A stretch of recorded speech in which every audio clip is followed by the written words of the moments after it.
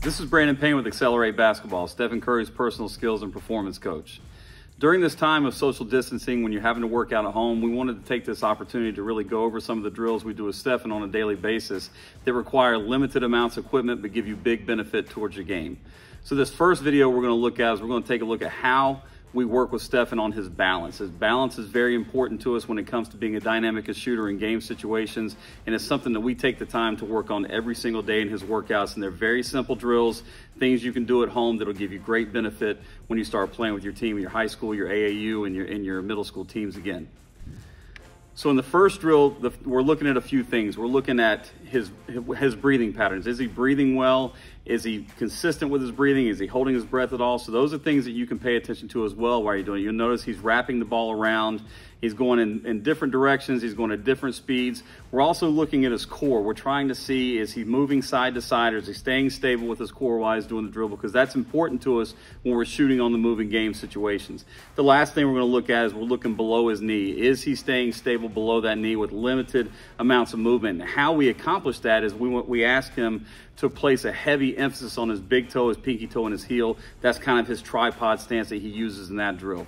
The second drill we're looking at here is just a crossover drill where he's standing on one foot.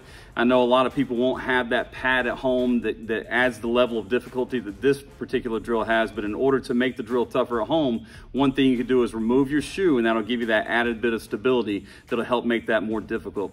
Then we transition him into where he's going through form shooting as well as balance work. So this is a very advanced, it's something that you really have to work on if you have good shooting mechanics as well as good balance. You can go through these drills and they'll give you big benefit. It draws the details of the balance drills into form shooting drills and can give you huge benefit, make you feel really stable, really solid when you're going through your shooting drills at home and you're going through different movements that you'd be doing in the game, whether it's a curl, a pop, or a fade, or whether you're coming, moving downhill on the dribble or moving sidestepping on the dribble. You'll get that big balance benefit from being able to shoot these single leg drills with perfect mechanics and perfect finish. You notice in these drills, Stephen is right around the free throw line, and it took us a little while to get to that point.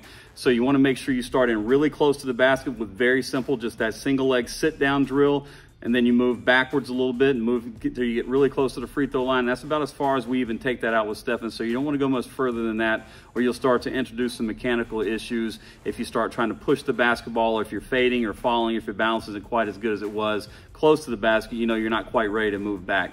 So these are the drills that we use to help him be more effective as a shooter when he's shooting on the moving games. And I think if you use them at home during this time, when you get back to your team, you'll see big benefits when it comes to your balance. You'll have a whole new set of moves you can go to and feel really good about getting that shot off cleanly with good balance.